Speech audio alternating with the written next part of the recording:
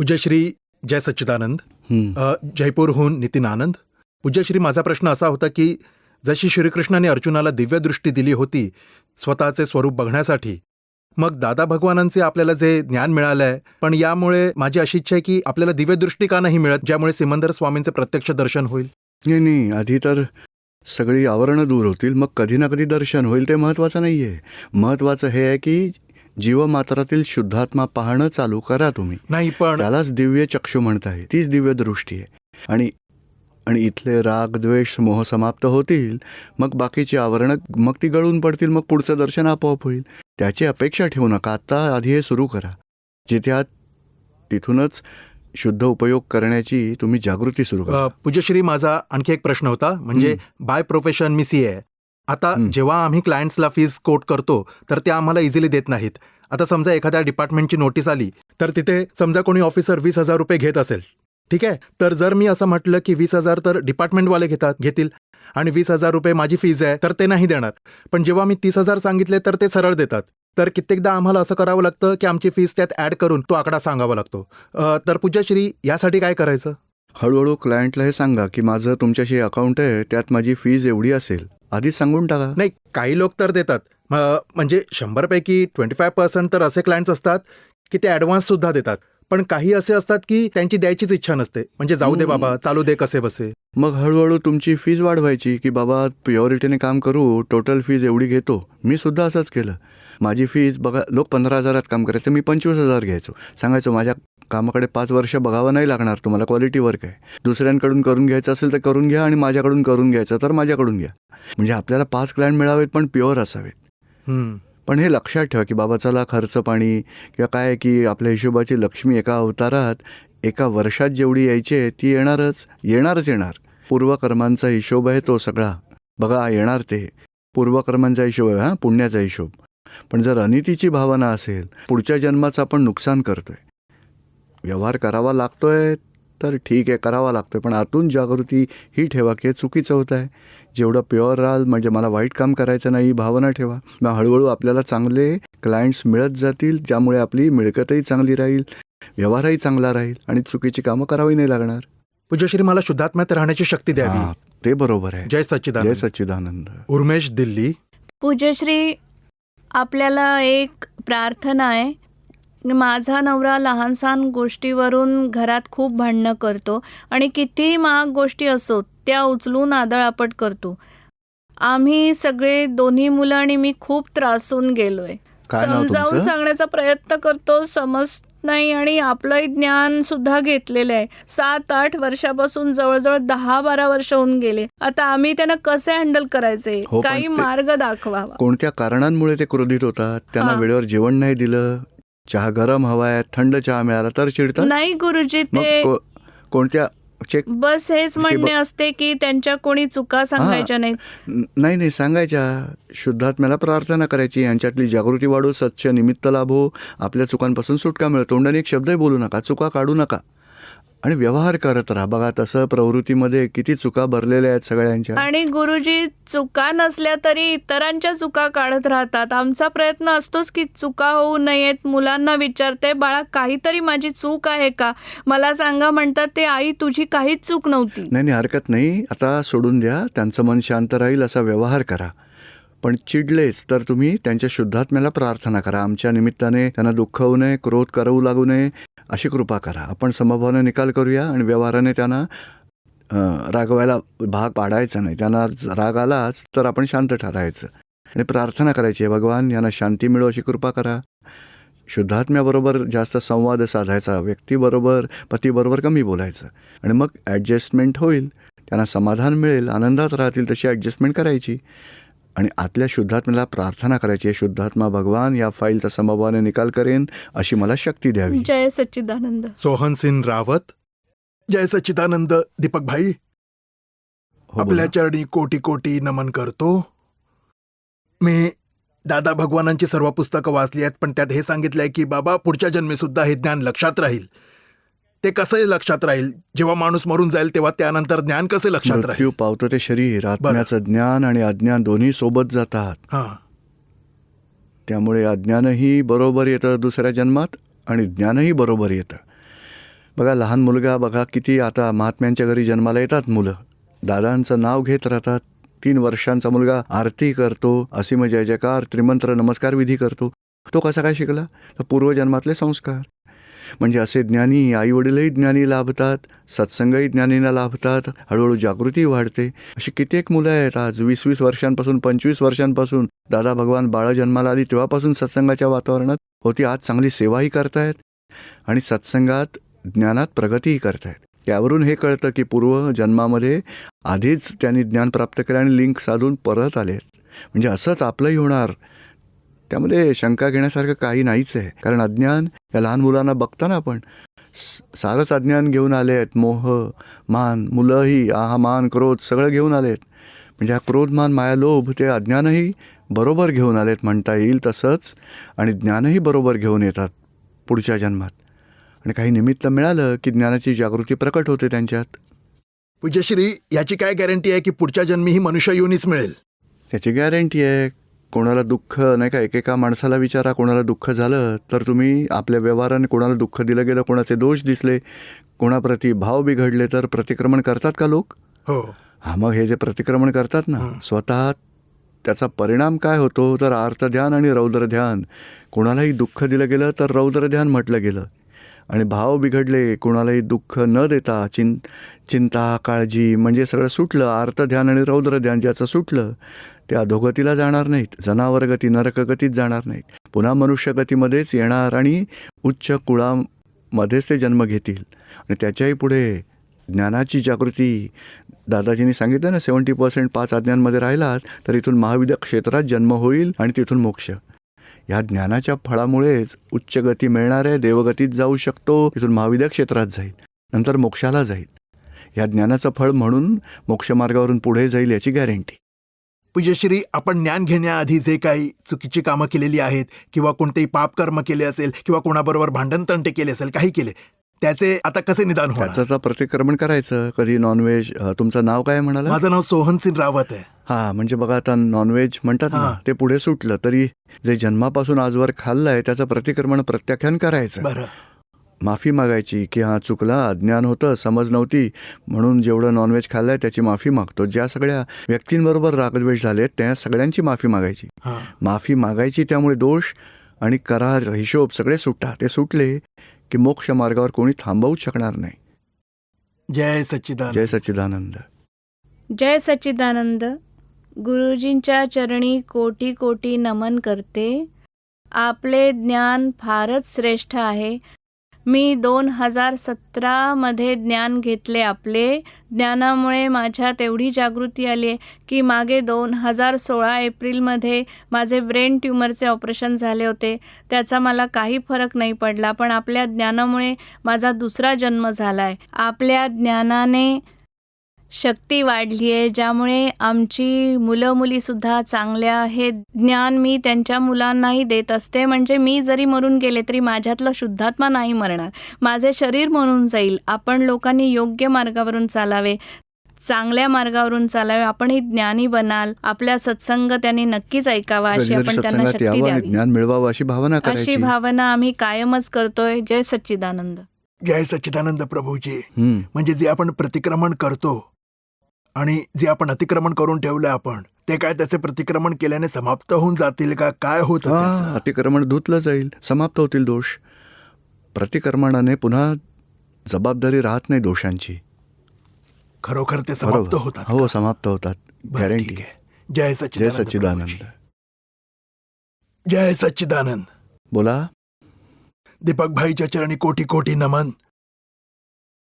चरणविधी मी करतोय नेमाने 15 दिवसांपासून, पण जेव्हा चरणविधी करतो मला झोप येते, त्यामुळे मध्येच मला सोडून द्यावं लागतं.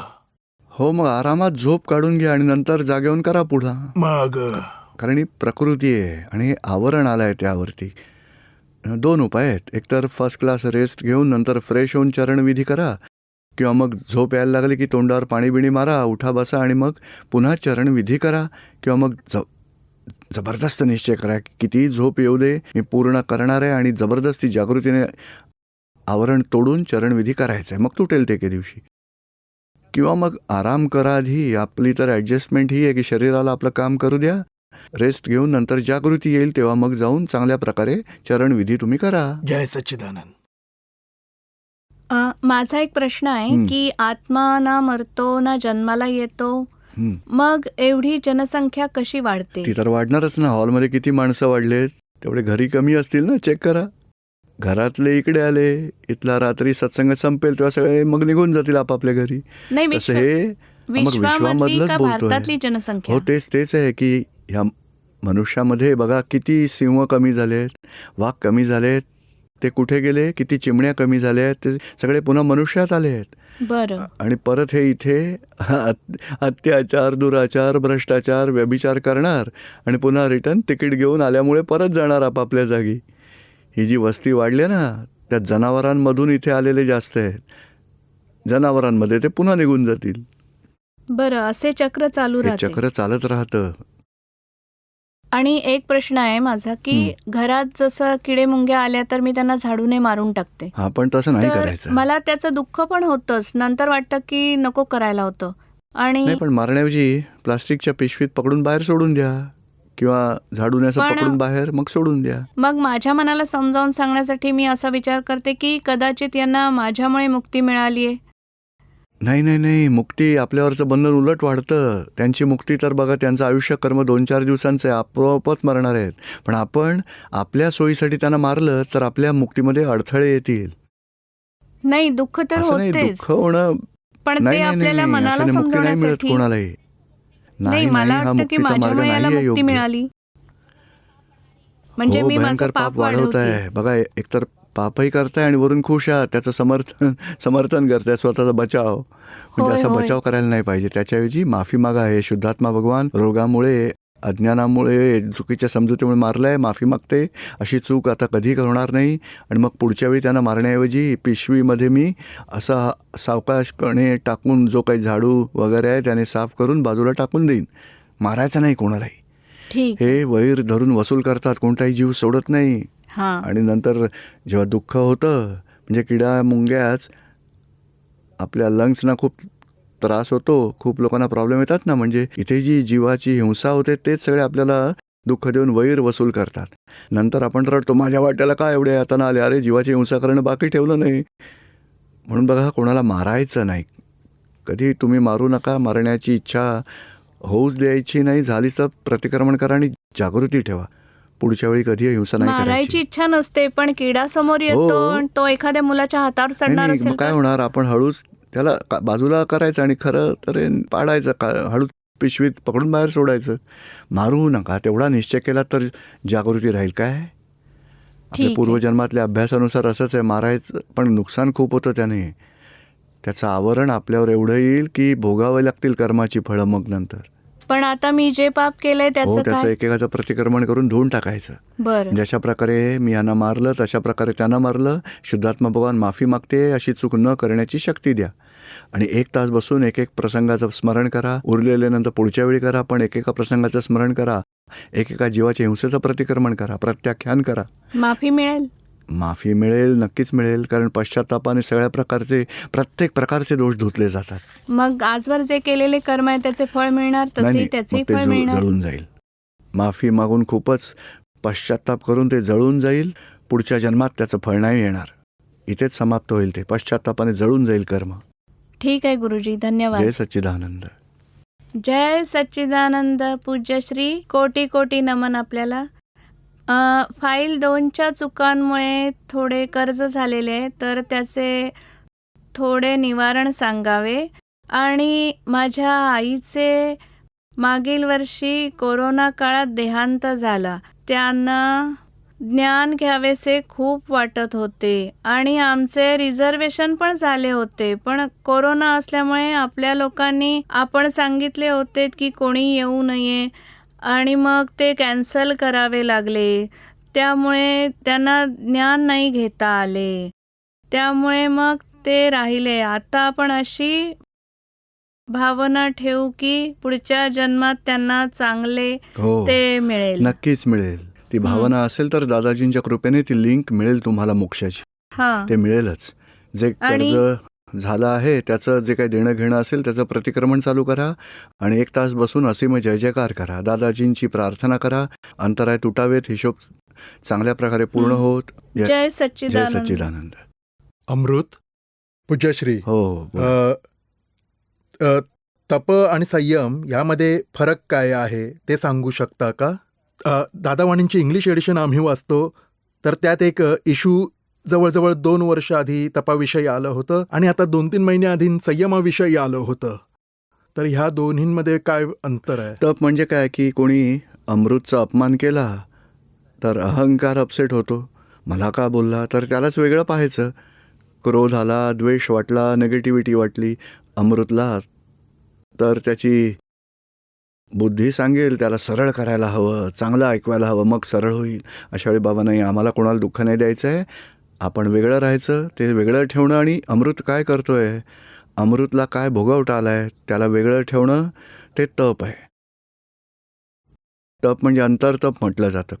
क्रोध, मान, माया, लोभाने इतरांना दुःख द्यायची त्या संधी त्याला आली आहे, पण तो ती वापरत नाही आणि आतल्यात तप करत राहतो.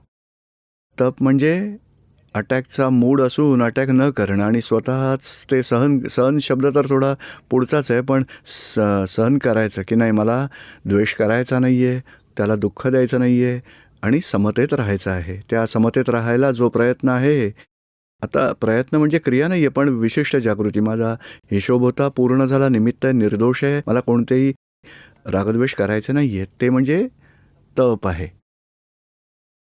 आणि संयम, क्रोध, मान, मायालोभाचा संयम, त्यालाही संयम म्हणता येईल.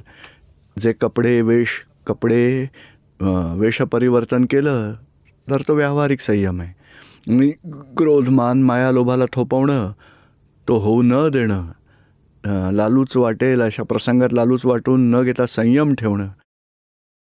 खाण्याच्या ज्या काही गोष्टी आहेत त्याची चटक लागते, चला जास्त खाऊया, तर नाही, तो संयम तिथे नाही. मला समरसी खुराक घ्यायचा आहे,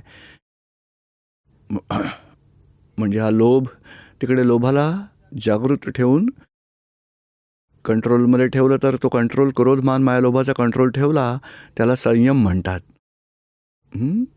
संयम समजलं ना तुम्हाला? म्हणजे जर संयम मोर ॲडव्हान्स स्टेजमध्ये गेला आणि ॲडव्हान्स म्हणजे काय की ज्या परिस्थितीत जे काही समोर येईल त्या आपण ज्ञानात राहून निकाल केला तर त्याला संयम म्हणता येईल मग, आणि या स्थितीला तप म्हटलं जाईल. जो भोगवटा आला आहे तो समता भावनेने पूर्ण करणं, ते तप आहे. होय. एक आणखी प्रश्न आहे, ह्या सामायिक विषयी काही सांगू शकाल का?